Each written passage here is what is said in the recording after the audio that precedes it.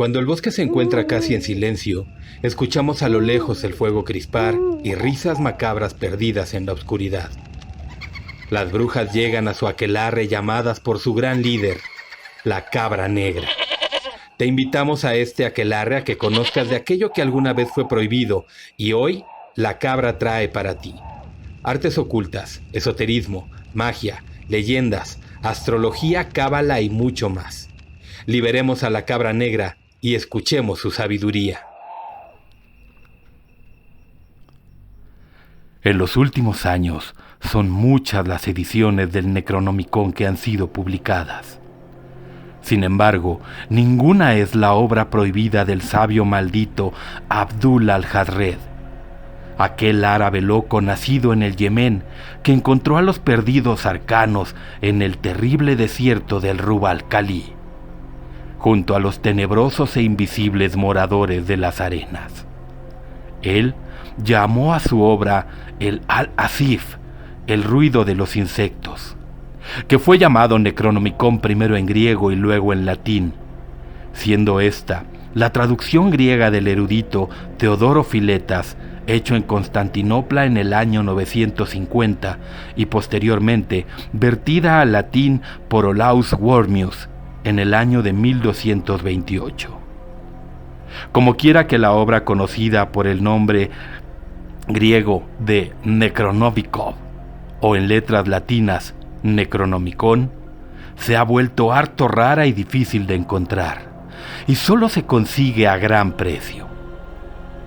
Me pareció no desdeñable la labor de traducirla a la lengua latina, y no porque el libro ofreciera nada edificante para la mente, ni porque aportara enseñanza moral alguna, ya que su contenido supera en maldad a todos los demás libros de la cristiandad, sino solamente por el motivo de que contiene una sabiduría secreta que se perdería sin duda alguna si el libro pereciera roído por los gusanos o quemado en las hogueras de los censores, como parece muy probable que suceda a los pocos ejemplares que quedan en griego, y ello antes de que pase la generación de los que vivimos ahora en la tierra, pues en los últimos tiempos el clero reprueba este libro maldito como si lo hubiera escrito el propio Satanás.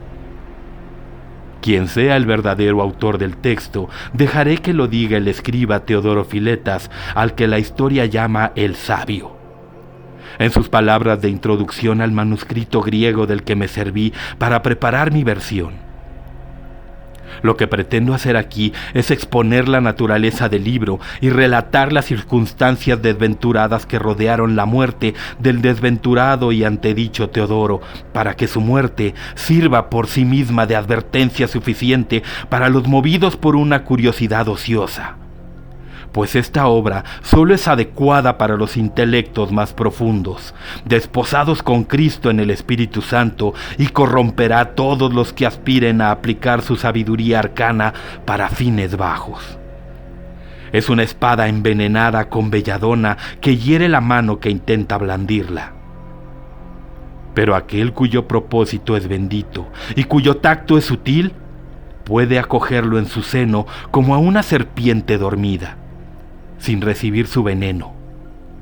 Solo puede usarlo el que no lo ama. Suele interpretarse mal, por lo común, el título de esta obra, que pronuncian erróneamente los que ignoran las raíces de la lengua griega. Procede de nekros, que significa cadáver, y de komos, que tiene el sentido de ley o costumbre. Por tanto, el Necronomicon significa la exposición de las costumbres de los muertos.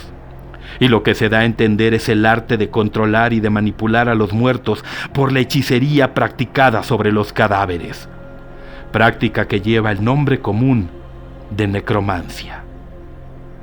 Aquí se exponen más por extenso que en ningún otro libro alguno las costumbres de los muertos y otras cosas secretas que solo conocen ellos y los que tienen tratos con ellos. En sus páginas se encuentran relaciones de las criaturas que viven más allá de las altas esferas, en las ciudades perdidas y de otros lugares olvidados por la memoria de la humanidad. Y lo que es más pernicioso todavía, el modo de convocar las almas de los muertos, haciéndolas volver a su barro mortal, y de arrancarles por medio de tormentos los secretos que yacen ocultos en las raíces del mundo, en cuevas obscuras y bajo las profundidades de los mares. Aquí se encuentran también instrucciones sobre el modo de construir cosas vivificadas con una apariencia de vida que más valía dejar de hacer, pero que una vez creadas ya no se puede deshacer. Todo ello sería motivo suficiente para arrojar este libro a las profundidades del infierno, si no fuera porque las enseñanzas de esta obra malvada permiten controlar, de varios modos, a los seres de poder maligno que viven entre las estrellas y amenazan la continuidad misma de nuestra raza. De ese modo, en las maquinaciones del demonio se encuentran los instrumentos prácticos de nuestra salvación en ese día temible que quiera la gracia de nuestro Señor que no llegue nunca. Cuando las estrellas estén en sus posiciones justas y se abran las puertas, volviendo al diligentismo y eruditismo de Teodoro, él realizó la traducción al griego de este libro en la ciudad de Constantinopla. Pues habéis de saber que los ejemplares más antiguos estaban todas en la lengua de Mahoma, y que su título no era Necronomicon, sino Al-Asif, que supuestamente significa, en esa lengua, el ruido de los insectos que se oye por la noche, pero que vulgarmente ese sonido de insectos se interpreta por la gente común y desde hace milenios como el aullar de los demonios. Dado que los nómadas herejes de esas tierras confundían con voces de demonios los sonidos nocturnos del desierto. Pero Teodoro presenta otra interpretación distinta del título arábigo que dejaré que escuches con tus propios oídos. Teodoro, al que llaman el sabio por su dedicación a la sabiduría arcana, cuenta que tradujo la obra a partir de un único ejemplar en letras arábigas que no pereció pasto de los gusanos. Yo conté con materiales mucho más ricos, pues en el curso de mi vida he tenido la buena fortuna de que lleguen a mis manos 3 manuscritos del texto griego y pagué lo conveniente para que me hicieran una buena copia del más fidedigno. Texto que comparé a todo detalle con su original. El texto latín presente se extrajo con todo cuidado de este ejemplar griego, y a los que leen estas palabras, les aseguro que no se ha suprimido nada del texto original, ni tampoco se le ha añadido nada a modo de glosa, pues suele suceder que los copistas no se conforman con copiar, sino que se sienten obligados a incluir sus propios comentarios en la obra. Y por este motivo, muchos manuscritos de este libro han quedado corrompidos con palabras que otros hombres desconocidos por su autor, habiendo corrido por Constantinopla, plasman ahí. La fama de la naturaleza de este libro, que no se ha visto nunca en toda la cristiandad antes de su traducción al griego. El clero y el pueblo de la ciudad sometieron al buen Teodoro a tal persecución que éste se vio obligado a subir a la escalinata de la iglesia mayor y denunciar desde ahí por diabólica la obra, a pedir públicamente que Cristo le perdonara sus pecados y a quemar acto seguido el pergamino que contenía su traducción. Este acto de contrición tranquilizó a las gentes de Constantinopla, que dejaron de pedir su cabeza. Pero su libro no pereció, pues se habían hecho otras copias que fueron difundidas y multiplicadas por muchas plumas, ya que muchos ansiaban poseer una obra tan rara y extraña, y por muy dañina que fuera para el alma. Y lo mismo pasa hoy en día. Es bien sabida la suerte que corrió Teodoro, cómo perdió sus riquezas y sus tierras, cómo se le revocaron todos sus cargos y honores en la corte del emperador, cómo vio morir de peste a su esposa y a sus 3 hijos en un solo año, cómo pereció él mismo víctima de la más horrible de las dolencias, la enfermedad de los piojos. Los escritores piadosos de la iglesia han escrito que Dios y los ángeles lo dejaron de su mano como castigo por haber trasladado el Necronomicon a la lengua griega, y que no conoció ningún día que no le trajera una desventura, Tan grande es el poder de este libro sobre las almas de los pecadores, pues solo los rectos pueden leerlo sin perder la integridad de su cuerpo y de su espíritu. Habiendo transcurrido un siglo justo desde que salió al mundo la obra de Teodoro Filetas, Miguel Cerulario, patriarca de Constantinopla, mandó que se reunieran en un solo lugar todos los ejemplares conocidos del libro y que se quemaran a mayor gloria de Cristo Jesús. Este lamentable suceso sucedió en el año del Señor de 1050, y no se halló ningún texto árabe, pero se amontonaron y se quemaron ejemplares griegos hasta el número de 161, en los mismos escalones donde había hecho Teodoro su acto de contrición pública. No voy a debatir en este lugar la prudencia de difundir un libro que un honrado padre de la Santa Iglesia quiso extirpar del mundo. Mi conciencia está en armonía con el amor de nuestro Señor. Solo diré esto, que el conocimiento que se pierde una vez queda perdido para siempre. ¿Y quién puede juzgar que tal enseñanza será útil en caso de necesidad y que tal otra no tendrá valor para los hombres nunca jamás? ¿Acaso puede llegar un tiempo en que haga mucha falta el conocimiento secreto para combatir a los ejércitos de la oscuridad? Pero si se queman todos los libros que lo enseñan, los hombres buscarán en vano el instrumento de su salvación. Guardad bajo llave y sujetas con hombres que buscarán en vano esto, y poned cadenas a todas las copias que se saquen de este texto latino. Que ningún lector desvele su existencia a los ignorantes e incapaces de llevar una carga tan grave y tan pesada. Que sea maldita ante Dios y ante sus ángeles el alma del que aspire a practicar lo que está escrito en estas páginas, pues se condenará a sí mismo con solo albergar la tentación de cometer un acto tan terrible de profanación.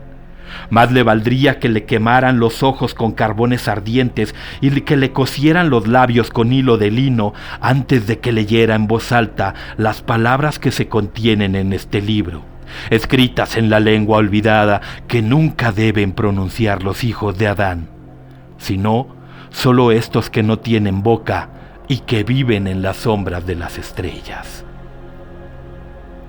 El autor de este libro, al que yo atribuyo el título griego de Necronomicon, por más ajustado a su contenido que su título antiguo, nació en una casa humilde de la ciudad de Sanaa, en la tierra del Yemen. El apellido de su familia ha caído en el olvido, pero a él se le conoce universalmente con el título de Abdul al-Hazred, que en lengua árabe significa el criado del devorador.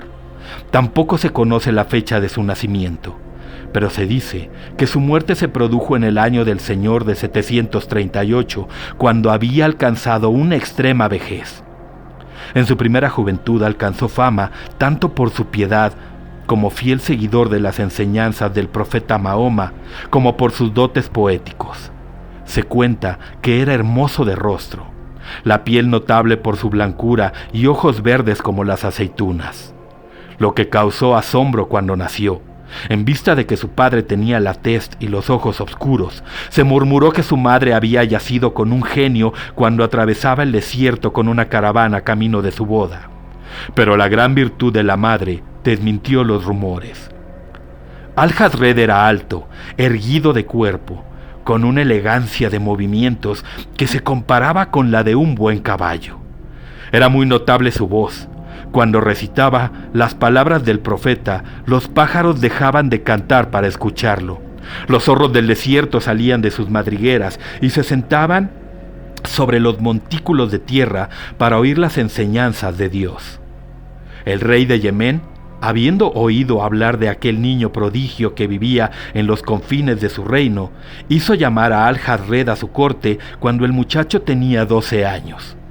Lo cautivó tanto la belleza del joven que ofreció al padre de Al-Hazred quedarse con el muchacho y hacerlo educar por los mismos maestros que enseñaban a sus propios hijos. De este modo, Al-Hazred se crió como los príncipes de la corte real y gozaba del amor del rey, que era como un segundo padre para él. Lo único que se le pedía a cambio era que compusiera poesías, que él cantara para disfrute del rey y de sus consejeros. Cuando Alhazred tenía 18 años, se enamoró de una de las hijas del rey. Si hubiera contenido su pasión, es probable que el rey se hubiera avenido a entregar al joven a su hija en matrimonio. Pero el amor no conoce barreras en su curso desenfrenado, y Alhazred gozó de la muchacha, misma que concibió un hijo. El descubrimiento del caso despertó la furia del rey, que mandó estrangular al niño en cuanto nació. El poeta fue castigado por aquella traición con la mutilación. Le cortaron el miembro viril, la nariz y las orejas. Lo marcaron en las mejillas. El fruto del pecado de su unión con la princesa fue espetado en un asador y asado sobre las brasas delante de Alhazred, al que obligaron a comer pedazos de carne del cadáver del recién nacido.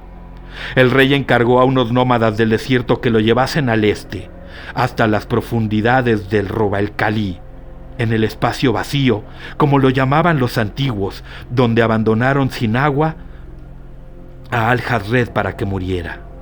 Aquella prueba costó a Alhazred el juicio, transformándolo en un hombre loco. El rey había dado orden de que todos los que atravesaran esa desolación le rehuyeran y no le prestaran ayuda, esperando que no tardaría en perecer.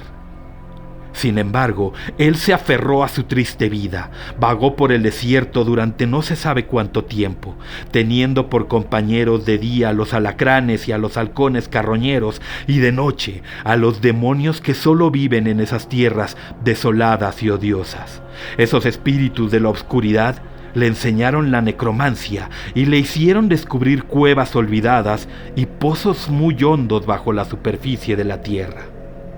Renegó de su fe y empezó a rendir culto a los titanes anteriores al diluvio, a los que adoraban los espíritus del desierto. Estos eran sus guías y maestros. Emprendió la loca empresa de restaurar los miembros de su cuerpo que le habían arrancado y mutilado para poder regresar triunfante al Yemen y reclamar a la princesa como su esposa. Disfrazó su rostro por medio de la magia y de modo que pareciera el de un hombre normal, y abandonó el yermo para recorrer el mundo en busca de la sabiduría arcana.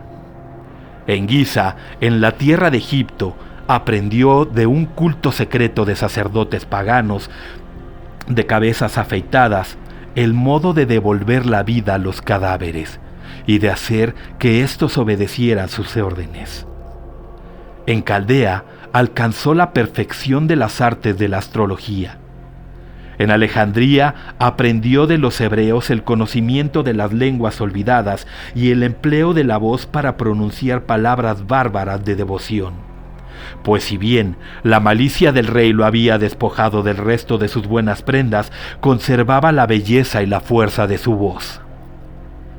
Tras recorrer el ancho mundo en busca de alguna magia que le devolviera la virilidad, tuvo que aceptar con amargura en el corazón su estado repelente, ya que no era posible repararlo con ninguna poción, con ningún hechizo u objeto de poder que hubiera descubierto en el transcurso de sus viajes. Alhazred vivió desde su edad madura hasta el fin de su vida en los intramuros de Damasco, con gran lujo, practicando con libertad sus experimentos de necromancia, aunque los habitantes de la ciudad, que lo tenían por brujo maligno, lo evitaban y lo aborrecían. Durante su vida en Damasco, compuso la obra a la que en un arrebato de humor loco impuso el título de El Al-Asif, el chirrido de los insectos, que también puede traducirse por el zumbido de los escarabajos. Sin embargo, en virtud de su contenido, el libro fue conocido familiarmente como el aullido de los demonios, dado que la gente común de esa región confunde los ruidos nocturnos del desierto con gritos de espíritus. Escribió el libro en un último decenio de su vida en Damasco, hacia el año del Señor de 730. La forma de su muerte es extraña, y apenas sería creíble si no fuera porque no es más extraña que el resto de la historia de su vida. Se cuenta que un día, cuando Al-Jadred estaba comprando vino en la plaza del mercado, se lo llevó por los aires alguna criatura invisible de gran tamaño y fuerza, que le arrancó del tronco la cabeza, los brazos y las piernas, y se los devoró hasta que todo su cuerpo se perdió de vista por partes, sin dejar más que algunas manchas de sangre en la arena. Así, su propia carne se convirtió en su último tributo a los dioses oscuros que veneraba. Al traducir a la lengua griega esta obra, he sido fiel a las palabras de Al-Jadred. La tarea ha sido ardua, pues el significado de algunos pasajes es oscuro, aun cuando están escritos con palabras claras en sí mismas. Pero no soy capaz de determinar si esto se debe a la propia locura del escritor o al carácter extraordinario de la materia que expone. Baste con que el buscador de la sabiduría oculta pueda llegar a entender, por medio del estudio cuidadoso, lo suficiente de esta obra para alimentar sus reflexiones durante toda una vida. En algunas páginas del manuscrito árabe se observan símbolos trazados con sabiduría que son invisibles a la luz del sol. Estas líneas pálidas y plateadas que solo se aprecian claramente al ser iluminados por los rayos de la luna, están cubiertas de textos escritos con letras negras para ocultar, según creo, la existencia de los dibujos a la mirada descuidada de los curiosos. No sé con qué tinta misteriosa se pintaron en el pergamino y por ello no he podido reproducirlos en mi propio libro tal como están en el más antiguo. Sin embargo, he copiado cuidadosamente cada uno de los dibujos y los he reproducido con sangre de dragón común para que todos puedan verlos, ya sea a la luz del sol o a la luz de la luna. Mi trabajo está cumplido. Nada me importan las censuras que reciba, pues mis pensamientos son unos con la voluntad de mi Señor, el soberano de este reino terrenal, que gobierna los lugares altos y los bajos, y que se mueve tanto dentro de las estrellas como en los yermos que se extienden entre ellas. Como tributo a mi Señor, ofrezco este libro a los verdaderos buscadores de la sabiduría que mantienen la mente firme y el corazón valiente. Aquí se encuentran las claves para un poder incalculable y para un conocimiento que no ha sido pronunciado todavía por labios humanos. Los sabios lo usarán con circunspección y los necios serán consumidos. Basta con que este libro siga existiendo en los lugares de los hombres para que cuando las estrellas coincidan se dé a conocer, para que lo emplee aquel a que está destinado y para así blandir su poder. Los secretos de la ciudad de Damasco son muchos, pues es una de las ciudades más antiguas de este mundo, de las que son obras de las manos del hombre. No hay secreto más envidiado por otras tierras que el de la elaboración del acero de Damasco, que es más fuerte y más flexible que el de cualquier otra ciudad. Las espadas forjadas con este acero no se rompen en el combate, sino que cortan las hojas de otros aceros inferiores como si éstas fueran de bronce y hienden los escudos y las armaduras del enemigo. Estas hojas son tan deseadas por los guerreros que se venden a un alto precio en las casas de los mejores espaderos. Y hasta los ricos les resulta difícil conseguirlas por su gran fama, ya que las hojas se venden en cuanto se han forjado, a veces sin que hayan tenido tiempo para enfriarse del fuego. Los armeros de Damasco guardan bien sus secretos, pues saben que a cualquier otra ciudad del mundo le agradaría producir tan buen acero. Pero el secreto que guardan mejor es uno que pocos creerían, y es este. El acero de Damasco no se hace en Damasco, lo importan del Líbano los espaderos de la ciudad, y solo se consigue en un pueblo pequeño de la costa del mar, donde reside un clan de mercaderes arrojados. Tampoco son ellos los que hacen el acero, sino que lo obtienen en forma de lingotes del tamaño y de la forma de una mano extendida, a los que los herreros de Damasco dan forma de espada. En realidad, en toda la ciudad de Damasco no hay fuego lo bastante caliente para fundir el acero de Damasco, ni siquiera en la mayor de sus forjas. Pues lo más que se puede hacer es calentar los lingotes hasta que están al rojo y se vuelven flexibles. Así lo baten después y plegan el acero con martillos pilones, volviendo sobre sí mismo muchas veces y machacándolo hasta que sus capas son finas como el pan de oro y se unen entre sí por el efecto del fuego.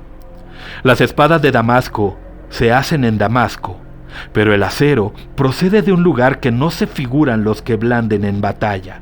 Si el viajero que visite esta ciudad entabla amistad con un armero y se gana su confianza, acabará por ver que el forjador se reúne con una pareja de forasteros que vienen del Líbano con una carreta de bueyes muy cargada de lingotes de acero.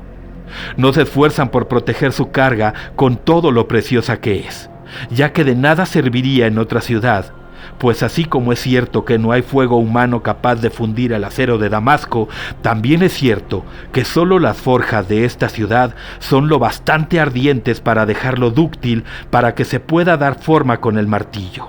No tendría valor para los herreros de ninguna otra tierra, salvo quizá para los de la lejana tierra del Catay. Los que se cuenta es que son hábiles en la fabricación del acero. Esos mercaderes del Líbano tienen aspecto rudo y habla vulgar, pero son aficionados al vino, aunque no les gusta pagarlo de su bolsillo.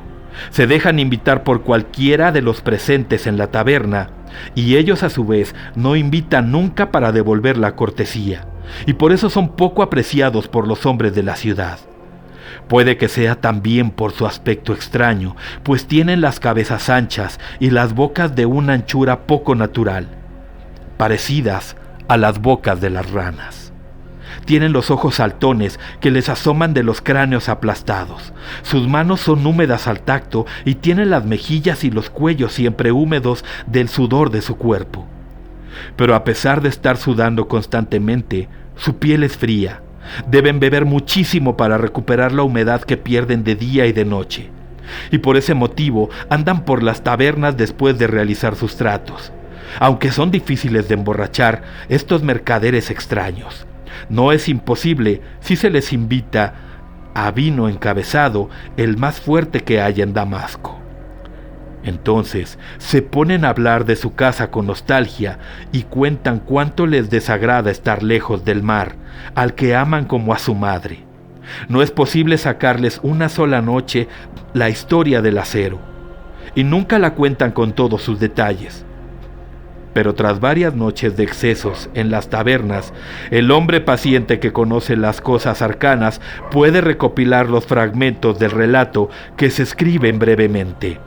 El pueblo de los mercaderes se llama Shalón y habitan en él unas 20 docenas de familias relacionadas todas entre sí por vínculos de sangre. Se ha ganado la vida con el mar desde tiempos inmemoriales y ninguno sabe cuándo se fundó su pueblo, pero han sido mercaderes y pescadores desde más allá de lo que recuerda el más anciano. Ambos oficios florecen de una manera tan asombrosa que es la envidia de los demás pueblos de la costa, y los que no son naturales de Shalón los achacan a la buena suerte, pero la causa verdadera es la asociación de los naturales del pueblo con los profundos, los hijos de Dagón, aquellos que moran en el mar a pocas leguas de la costa. Los habitantes de Shalón no solo comercian con los hombres, sino con los profundos, que han establecido vínculos matrimoniales y de sangre con los del pueblo. Esto no ha de extrañar, sabiendo que los profundos admiran la belleza de nuestras mujeres más que la belleza de los de su propia especie. Es de este modo la sangre de los profundos que se ha mezclado con la de los de la aldea durante miles de años o más. Los profundos comercian con ellos, ofreciéndoles las riquezas del mar e impulsan los peces hacia sus redes para asegurarles capturas abundantes. Y a cambio, los del pueblo les ofrecen todos los objetos y sustancias de las tierras secas que desean los profundos, tales como sedas finas y de vivos colores, pues les encantan los ornamentos y decoran sus cuerpos con joyas y con los paños que pueden resistir los efectos del agua del mar. Son los profundos los que pronuncian a los del pueblo los lingotes de acero a los que en Damasco se da forma de armas de guerra. Han develado a los hombres que Shalom, como se elaboran, pues no tiene sus secretos para las gentes de la tierra, a las que tienen por parientes, y a los mercaderes se les puede sacar el secreto cuando están borrachos. Los profundos dicen que caen al mar muchas piedras de las estrellas que tienen núcleos de metal, algunas pequeñas como una aceituna y otras grandes como un carromato. Yacen en el fondo del mar y los profundos las recogen, pues saben reconocerlas en virtud de una especie de sonido que emiten. Eso cuentan los mercaderes, aunque no puede tratarse de un sonido que se perciba por los oídos humanos. Después de haberlas reunido, las llevan hasta chimeneas del fondo del mar, donde los fuegos de la tierra son más ardientes que la forja más caliente, y en esas chimeneas las funden hasta reducirlas a lingotes.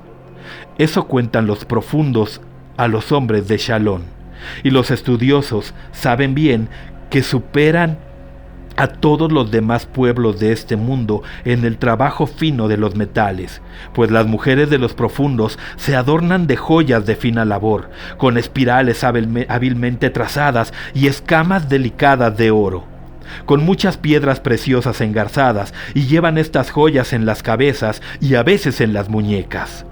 Esta vanidad es común en las mujeres que son de pura sangre de los profundos, y a las de sangre mixta, a cambio de los lingotes de acero, los del pueblo les entregan piedras de colores que usan en sus ornamentos, que también realzan con muchas perlas finas de lustre superior.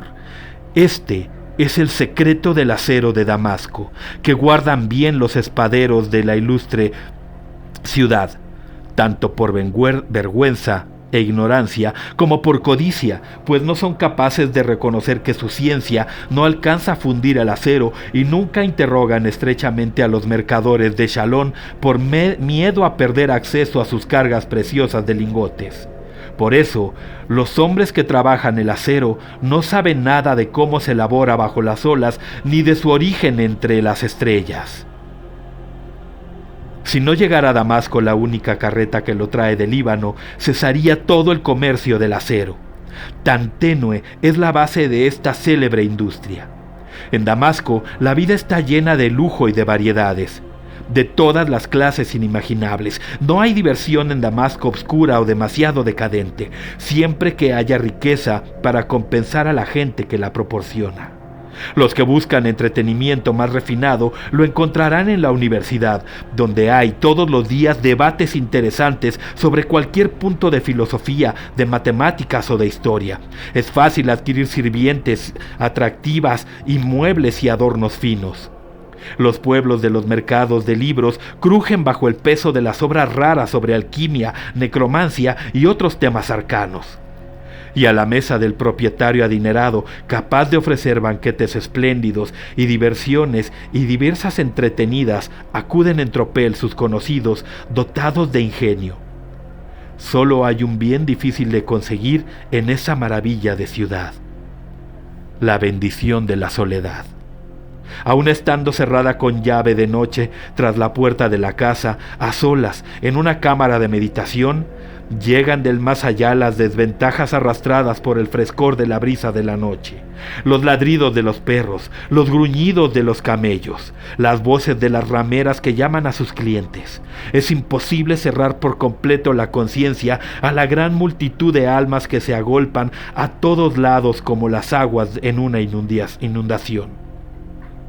Las noches en que apenas corre el aire y cuando el calor sofoca el aliento, el viajero que ha vagado en su juventud por los yermos del espacio vacío puede sentir una inquietud que lo mueve, como si soñara despierto, a envolverse en un manto con capucha y buscar el silencio de la oscuridad que solo encuentran en extramuros de la ciudad.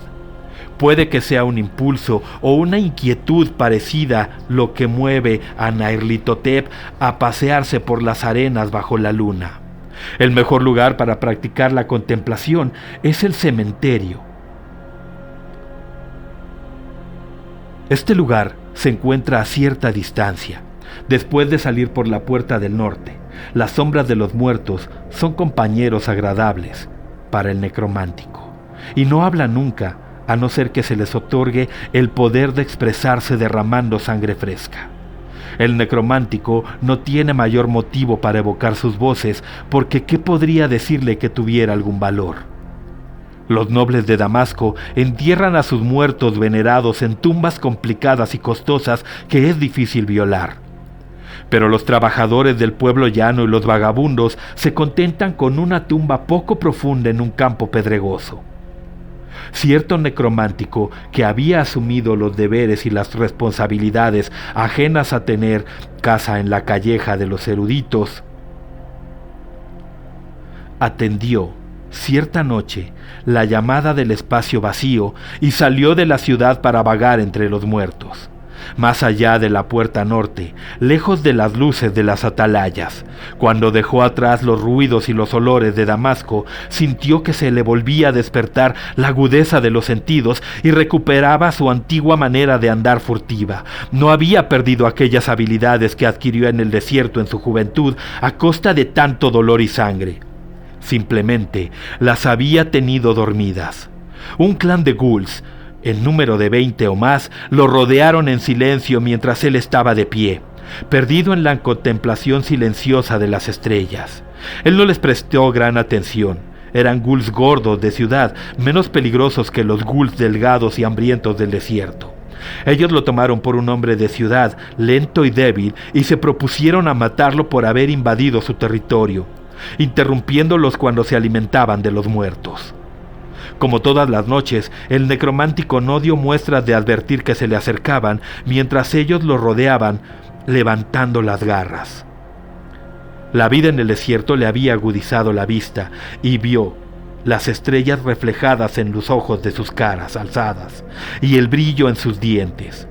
Cuando le cayeron encima, él mató a varios sin inmutarse, solo para enseñar a los demás a tenerle el respeto debido. Se alegró de descubrir que no había perdido la habilidad del manejo del cuchillo que tanto le había servido durante muchos años. El hombre rico no tiene mayor necesidad de matar con el cuchillo, pues puede contratar a otros para que maten en su nombre. Con todo, aun cuando ya no existe la necesidad, no se pierde el deleite de matar de esa manera. Los ghouls cayeron sobre las manos y rodillas y lo adularon como perros besándole el borde del manto negro.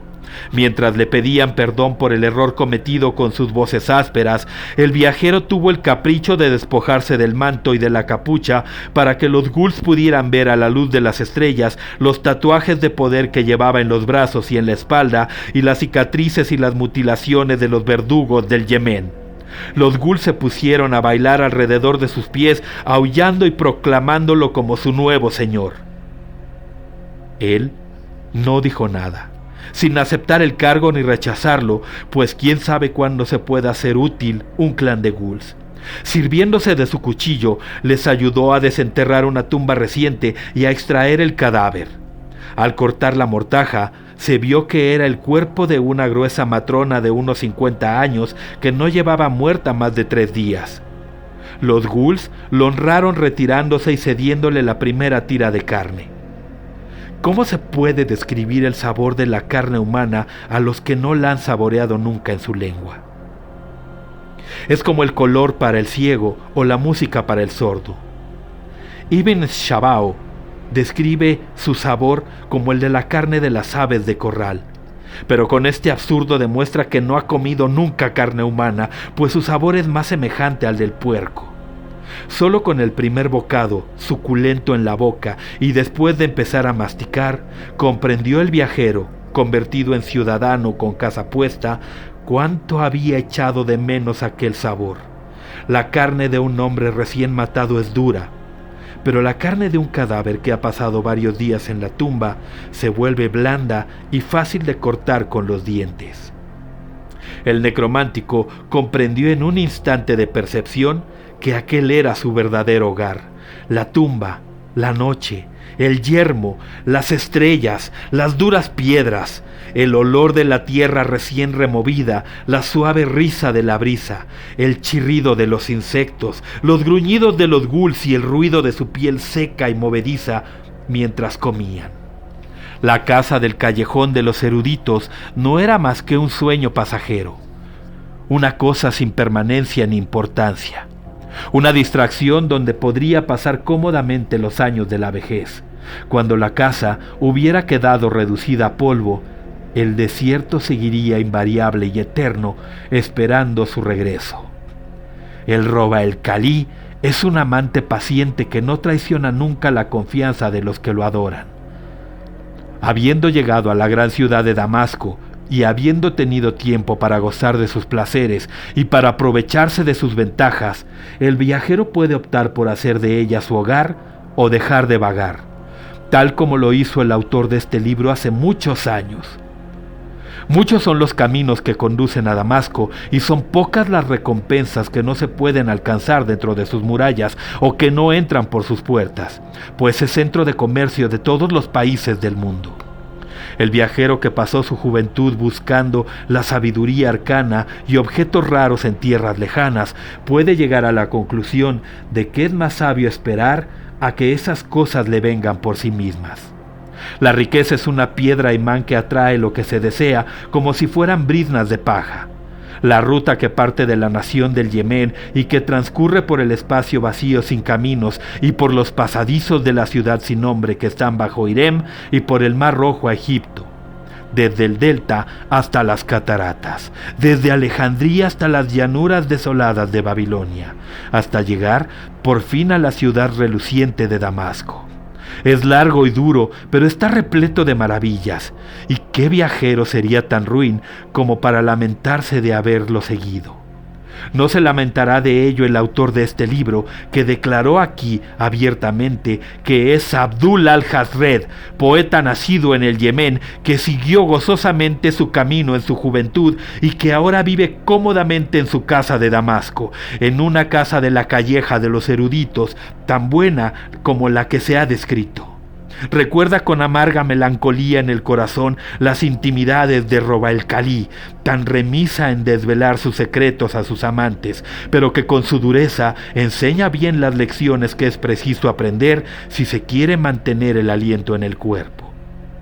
Sobre la roca de esas lecciones, crueles pero necesarias, construyó la casa de su vida y adquirió a base de maña y sagacidad la sabiduría de los pórticos y el conocimiento del sello mayor. Saqueó con valor y astucia los secretos perdidos de los lugares profundos del mundo y robó la lengua de los primordiales y las formas de sus sellos. Con todo, con ninguna hechicería maligna, ningún poder de los dioses ni de los demonios, ningún asesino de los hombres fue capaz de detenerlo en su empresa. ¿Qué otro escriba osaría develar las cosas que se han descrito en estas páginas? Pues el solo hecho de hablar de estas cosas acarrearía una muerte segura al que no estuviera protegido por protecciones mágicas de la mayor potencia. Los necios lo llaman loco porque habla de misterios que ellos no pueden comprender. Él se ríe de los vulgares y se sirve de ellos como del ganado, y nada le importan sus opiniones, pues en verdad que se halla fuera del alcance de ningún daño. Con su necromancia se ha liberado de la muerte, y aunque exteriormente parece que envejece, su cuerpo se mantiene siempre joven y fuerte. Si por alguna desventura su cuerpo se hiciera pedazos y le sobreviniera la muerte de una manera que no se pudiera evitar, él volvería a levantarse. Tal es su dominio de las artes de la tumba, pues se levantaría de sus sales esenciales, y los huesos que llevaron carne volverían a revestirse de carne. No teme a los agentes ejecutores de los hijos de Sirio, que intentan constantemente salvar sus muros para castigar el robo de sus rollos preciosos, pues sus muros son impenetrables para los hombres. Ni le importan las bandas errantes de adoradores de Shub-Nigurat que lo amenazan porque develó los secretos de su alianza. La malicia del ser cautivo de la progenie de Cthulhu, que no le ha perdonado nunca su traición. Bajo la biblioteca del monasterio de los magos le hace reír porque ¿qué poder tiene ese ser atrapado como está en su jaula de hierro, mientras persistan sus sales esenciales sobre la faz de este mundo? Mientras tanto, perdurará el poeta y se burlará en verso de sus enemigos. No hay muerte que pueda borrar su substancia de manera tan absoluta que él no pueda resurgir renovado y renacido con esta doble seguridad de su inexpugnabilidad y de su inmortalidad. Ofrece el viaje de su vida en estas páginas que están iluminadas para los sabios, pero que seguirán en sombras para los ojos de los necios.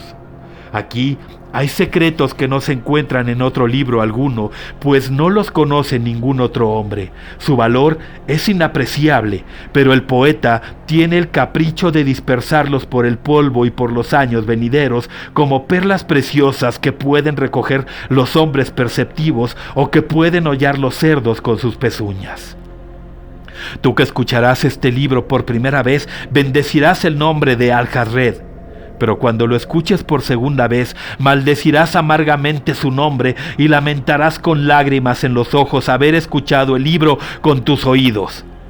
Sin embargo, hay pocos que lo escucharán por tercera vez y volverán a bendecirlo, porque para esos pocos estarán abiertas todas las puertas que permitirán destruir y luchar contra los ejércitos de la oscuridad. Maldecido sea aquel Abdul al-Hazred que escribió el Al-Asif para la muerte de los demonios y la gloria de los hombres. Por esta noche la cabra negra vuelve a su caverna perdida en el bosque y no saldrá sino hasta que un nuevo aquelarre sea necesario. Y entonces emitirá nuevamente su llamado para que la celebración comience. Hasta entonces, macabras lunas.